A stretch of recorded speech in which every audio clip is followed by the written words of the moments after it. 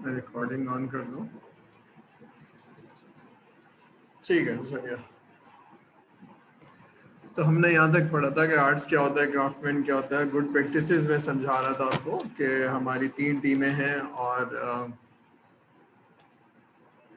क्यों बोल रहे हो भाई? अच्छा ये चलिए, बैलेंस काउंटिंग। ठीक है, तो हमने ये पढ़ा था गुड प्रैक्टिसेस क्या होती है। उसके बाद फिर हमने जो गुड प्रैक्टिसेस थी उनको लिख लिया। Study and analyse the best practices of the programmer, past experience is systematically arranged and documented. तो बेस्ट प्रैक्टिसेस क्या थी? हमने देखा कि जो हमारे प्रोजेक्ट्स पे लोग काम कर रहे थे, मैंने बताया कि हमारे पास 10-10 लोगों की 3 टीमें या 4 टीमें। तो ऐसी team who was producing the very good results, customer भी खुश थे, वक्त पे काम भी हो रहा था, रिक्वायरमेंट भी सही हो रही थी, सॉफ्टवेयर भी सही बन रहा था। तो हमने उनसे पूछा तुम क्या करते हो? तो उन्होंने बताया कि हम तो ये भी करते हैं, हम तो ये भी करते हैं, हम ये भी करते हैं। तो वो हमने डॉक्यूमेंट कर लिया। तो study and analyse the best practices, पहले उनसे पूछा, उसको एनालाइज किया और फिर उसको अरेंज कर लिया, डॉक्यूमेंट कर लिया। जो ठीक है, तो उससे पास हमारे पास वो टेक्निक्स आ गई जो अच्छे रिजल्ट्स प्रोड्यूस करते हैं, वो डॉक्यूमेंटेड हो गए।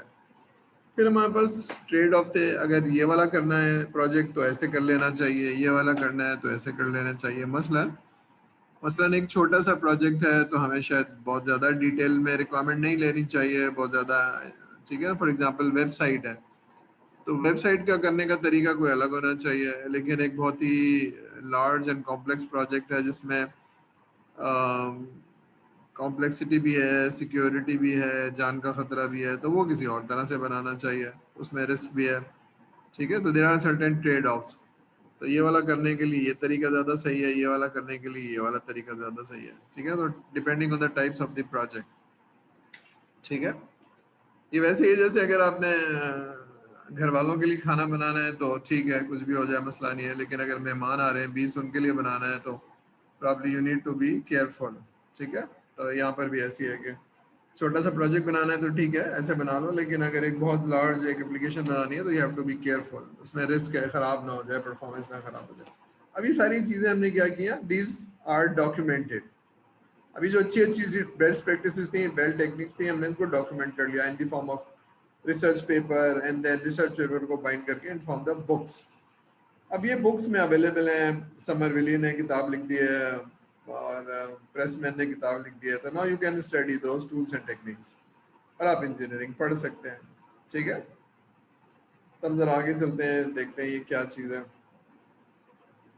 तो ये एक्चुअली टेक्नोलॉजी है। टेक्नोलॉजी, ये बात हो रही है 60s 70s की, जो ये है, और ये 60s से लेकर बात हो रही है मिड ऑफ 90s तक, या जो उसके बाद फिर ये इंजीनियरिंग में आ गई। तो क्या था कि कुछ लोग थे वेरी गुड प्रोग्रामर, जो बहुत ज़बरदस्त प्रोग्रामिंग करते थे। उनको नहीं पता था आर्किटेक्ट क्या होता है, उनको नहीं पता था रिक्वायरमेंट्स क्या होती हैं, लेकिन बहरहाल वो बहुत ज़बरदस्त प्रोग्रामर थे। उन्होंने अकेले एक एक आदमी ने, दो दो आदमी ने एप्लीकेशन लिख ली। अब फिर उन लोगों ने लोगों को सिखाया और अपनी कैपेसिटी बिल्ड की। ठीक है, और कैपेसिटी बिल्ड करने के बाद उन लोगों ने लेकिन ये हमें, क्योंकि जहाँ 10 प्रोग्रामर थे 100 प्रोग्रामर हो गए, फिर भी इंडस्ट्री की रिक्वायरमेंट पूरी नहीं होती। तो हमने कहा कि नहीं जी, हमें किताबें लिखनी चाहिए और हमें बच्चों को पढ़ाना चाहिए। हमें तो हज़ारों लोगों में टेक्नोलॉजी के लोग चाहिए। ठीक है, हज़ारों में लोगों के लिए फिर क्या हुआ, ये जो गुड प्रैक्टिस थी हमने किताबों में लिख ली और कुछ रूल्स बना लिए। अब हम ये पढ़ा के लोगों को एक एक सेमेस्टर में, यू नो, पाकिस्तान में 25-25 हज़ार लोग सॉफ्टवेयर इंजीनियर प्रोड्यूस कर सकते हैं। ठीक है, तो अभी बात समझ में आ रही है? तो ये बात, this has become an engineering. ठीक है, आगे चलते हैं। अभी ज़रा हम समझते हैं इसको कि पुराने ज़माने में सॉफ्टवेयर बनता कैसे था। ये एक बहुत ही टिपिकल किस्म का प्रोसेस है। आप बताइए क्या बनाना है, ठीक है ना? तो ये वाली चीज आप रिक्वायरमेंट देंगे और हम इसको बना देंगे। ठीक है, दिख रहा है आपको ये? यानी ये these are the specification, these are your needs, what do you need? आप बताइए, give us the requirement, will construct the software for you, will give you the program, उसको कोड कर देंगे। ठीक है ना?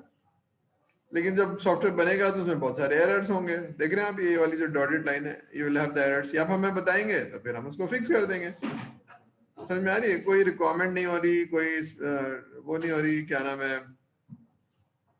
नाम है उसकी, आर्किटेक्ट नहीं बन रहा, वो सिर्फ कोडिंग हो रही है, और कोडिंग और टेस्टिंग भी खुद ही हो रही है, ठीक है। तो that's a very crude process. आप हमें रिक्वायरमेंट बताएंगे, हम सॉफ्टवेयर बना देंगे, आप हमें रिक्वायरमेंट बताएंगे, सॉफ्टवेयर बना देंगे। तो आपने हमने रिक्वायरमेंट दी, हमने सॉफ्टवेयर दे दिया, उसमें गलती हुई, हमने सही कर दिया।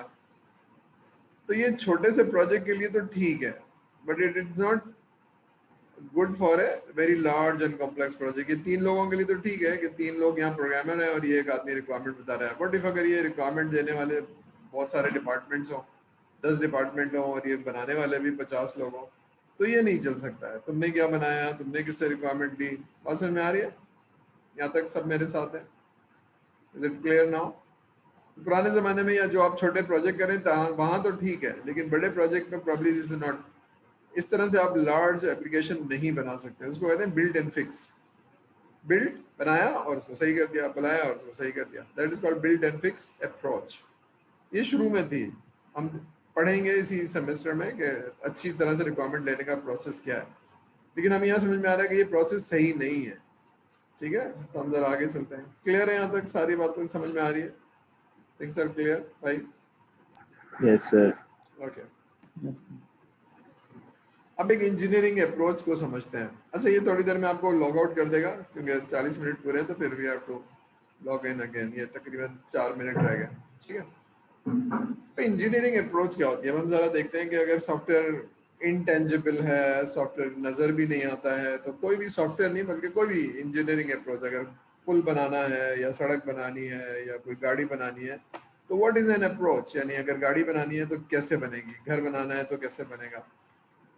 तो this is an engineering approach. इसमें 4 स्टेप है। स्पेसिफिकेशन, पिछले वाले में स्पेसिफिकेशन थी, डिजाइन मिसिंग थी, टेस्टिंग मिसिंग थी, स्पेसिफिकेशन थी और कंस्ट्रक्शन थी। अभी देखा ना आपने बिल्ड एंड फिक्स में, याद है अभी आपको? स्पेसिफिकेशन एंड कंस्ट्रक्शन, ये मिस थी। तो हमने कहा नहीं, ऐसे नहीं बनना चाहिए।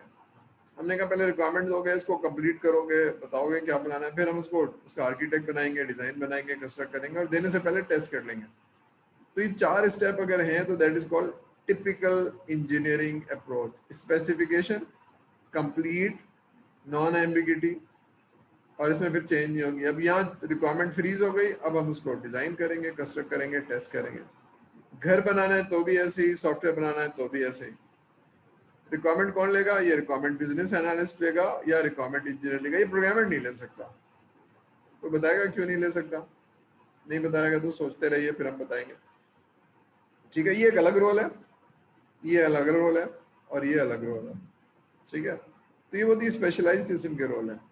बैंकिंग की रिक्वायरमेंट लेना तो जिसको बैंकिंग आती होगी तो वही लेगा ना। अब यहाँ तो मैंने कभी पढ़ी नहीं है, मैं प्रोग्रामर हूँ, मुझे जावा आती है या डॉट नेट आती है या सी सी सी सी प्लस प्लस आती है, but I don't know how to take the requirement from bank. तो ये मेरा काम नहीं है, ये किसी और का काम है, क्योंकि लार्ज एप्लीकेशन बनानी है। बात समझ में आ रही है? इसी तरह से जो सॉफ्टवेयर है उसका लार्ज आर्किटेक्ट, आर्किटेक्ट का मतलब क्या है कि उसकी कनेक्टिविटी कैसे होगी, परफॉर्मेंस खराब नहीं होगी। किसी ने अगर बताया था कि हार्डवेयर डिपेंडेंट है, हार्डवेयर डिपेंडेंट है, मगर आपकी लॉजिक सही नहीं है और आपने अगर क्यूरी सही नहीं लिखी हुई तो अंदर ही घूमता रहेगा वो और परफॉर्मेंस खराब करेगा। 4 लोगों में तो खैर चल जाएगा, लेकिन अगर 40 लोग, 400 लोग और अगर 4000 लोग एक्सेस कर रहे हैं तो फिर तो वो सो जाएगा, रिस्पॉन्स ही नहीं देगा, आधे घंटे बाद जवाब देगा कि आपका आंसर गलत है, विच इज नॉट एक्सेप्टेबल, ठीक है। फिर खाली कंस्ट्रक्ट नहीं करना है, तो आपने कस्टमर को दिया फिर वो सही कर रहा था, देखा था ना पिछले एग्जाम्पल में। इस टेस्ट भी आपने खुद ही करना है, ठीक है ना। तो ये टेस्ट इंजीनियर हैं जिनको मालूम है, बेस्ड ऑन स्पेसिफिकेशन वो टेस्टिंग करेंगे, और जब तक सारे टेस्ट पास नहीं हो जाएंगे आगे नहीं जाने देंगे। पास होना चाहिए, इसका मतलब है टेस्ट करेंगे, करने का कोई तरीका है, उसको पास या फेल होना चाहिए। जो पास हो गई वो फंक्शनैलिटी तो सही है, जो पास नहीं हुई वो फंक्शनैलिटी आगे नहीं जानी चाहिए। ये टिपिकल इंजीनियरिंग अप्रोच समझ में आ रही है कुछ, या कोई सवाल है, कोई चीज कंफ्यूजन है स्टूडेंट्स? चलिए मैं पीछे लेके जाता हूँ। ये पीछे वाली है, स्पेसिफिकेशन एंड कंस्ट्रक्शन है, इसमें 2 स्टेप ऐड हो गए। कोई फर्क समझ में आ रहा है? स्पेसिफिकेशन कंस्ट्रक्शन के अलावा डिजाइन एंड टेस्टिंग, तो ये क्यों ऐड की होगी आपके ख्याल में, और इसका क्या फायदा होगा आपके ख्याल में, ये टिपिकल इंजीनियरिंग अप्रोच? कोई सोच के बताएगा सर को?